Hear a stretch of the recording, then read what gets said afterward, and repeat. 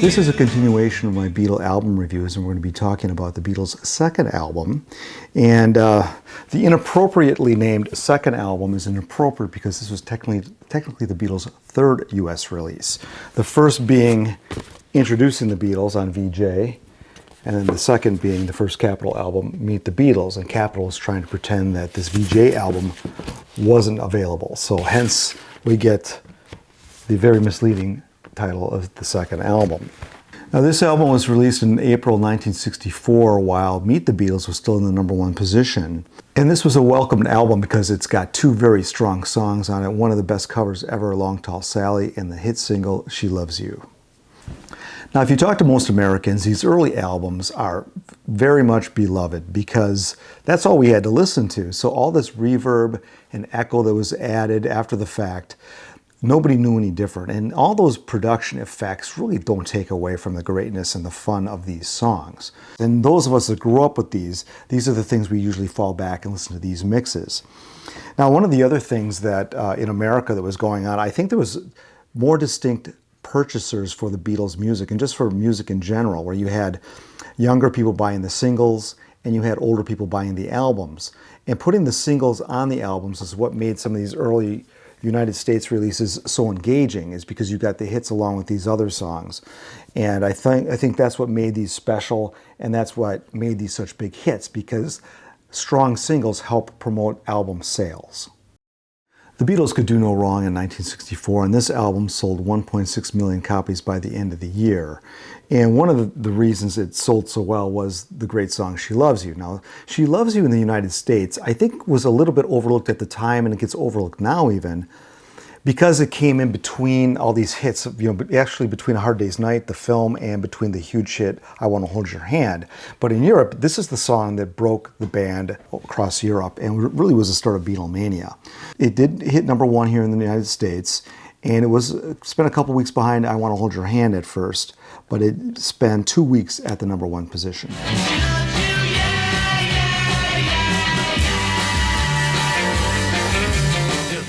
Transglobal Music, which was a subsidiary of EMI, was in charge of collecting royalties, and VJ was slow on paying out royalties. So that's why She Loves You wound up not on VJ, but on the Swan label. And this was a time when you saw a couple other labels. For example, we have the VJ label with the first album.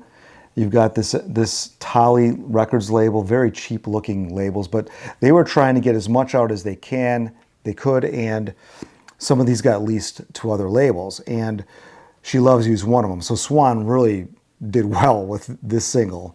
And one of the great early original Lennon McCartney songs written on tour.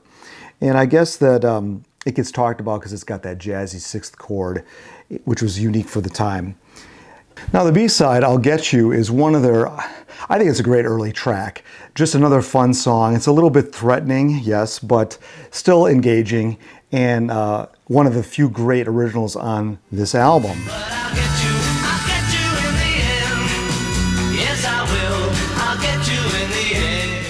Now, the other one is one of my favorites, and that's called Thank You Girl. Thank You Girl was put on the B-side of a VJ single called Do You Want to Know a Secret? This got to #2 in the charts, and Thank You Girl did not chart, but for my money, it is one of their most energetic songs they have ever done. And I love Ringo's drumming in the end. He's got these wonderful fills, and Ringo's early drumming doesn't really get talked about enough. Some of his later drumming gets talked about, A Day in the Life and Rain. We hear that ad nauseum. But if you listen to Thank You Girl, his drumming is really, really killer. And he really started to develop, I think, at this time. And he fit in with the Beatles perfectly, and he started to play to the song.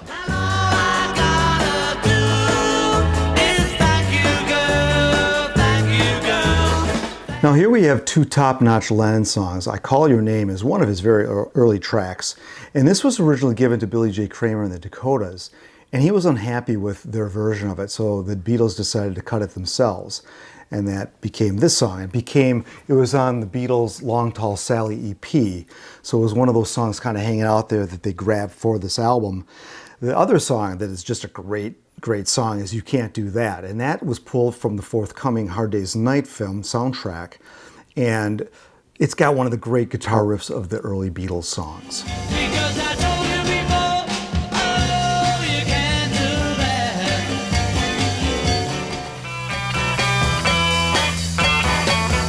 I call your name. Now those two songs feature George Harrison's newly acquired 12-string Rickenbacker guitar, and that instrument will feature very heavily in the next project on A Hard Day's Night. So those are the 5 original songs. Now we've got 6 covers. Now some of the covers here are some of the best they've ever done. I had mentioned Long Tall Sally. Money is a recording everybody really loves, one of their strongest concert songs. And then we got Please Mr. Postman. This was a song by the Marvelettes, and that song is also just a fun Motown-y sound. And then finally, the last real standout song is the Smokey Robinson song, You Really Got a Hold on Me. That's sung by George and John. So oftentimes people consider this, because this is one of their blacker albums in the R&B sense, so people consider this their R&B album. And I think that it gets a lot of attention because it's got even more energy than the first 2 albums, if that's believable. And it does have more energy because this album does not have any ballads on it. I'm gonna tell Aunt Mary about Uncle John. He said he had the messy, but he got a lot of fun out, baby. Wait, oh yes, wait a minute, Mr. Postman. Wait, Mr. Postman. Your lovin' give me a thrill, but your lovin' don't pay my bills. Now give me more. Oh, you treat me badly. I love you madly. You really. So there are a couple of stinkers on this album, and they come courtesy of George Harrison. Devil in Her Heart is a cover that I never thought was a strong song. I always felt that was a little bit boring. And then Roll Over Beethoven, which is a great song, but George doesn't deliver a very good lead guitar in the song. It's probably his worst performance on guitar as a Beatle. She's got the devil in her heart, but her eyes they tantalize.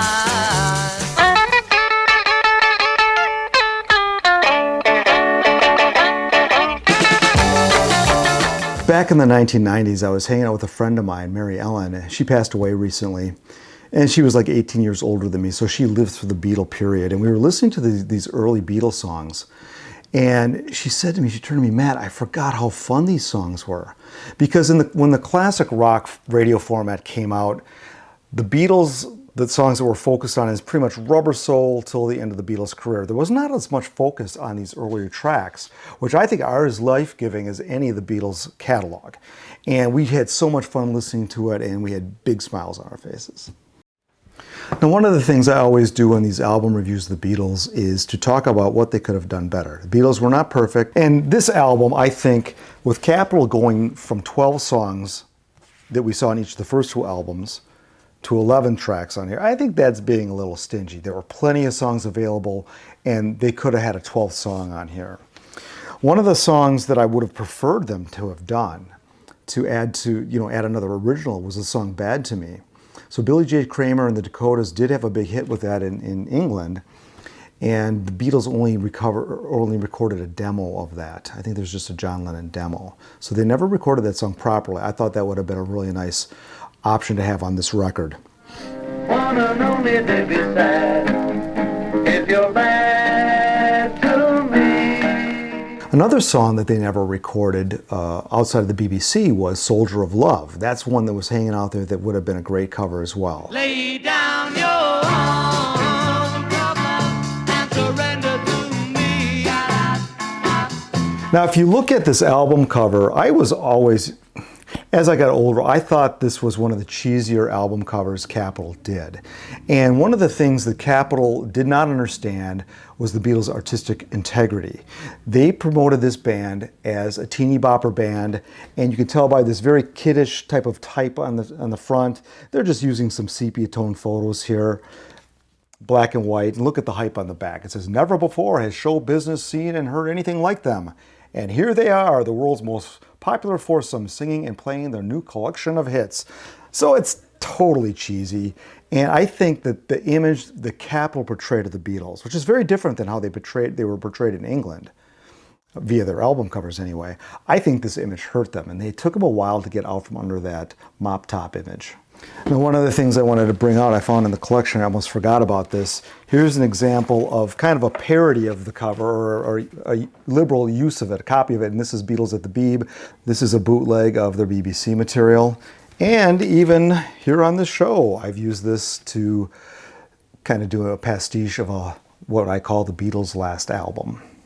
This was the third of 6 albums released by the Beatles in the United States in 1964, and the Beatles' second album was probably the last really cohesive compilation Capitol would do, after which they got a little bit shaky, and we're going to be looking at those albums also here on Pop Goes the 60s. Oh, you can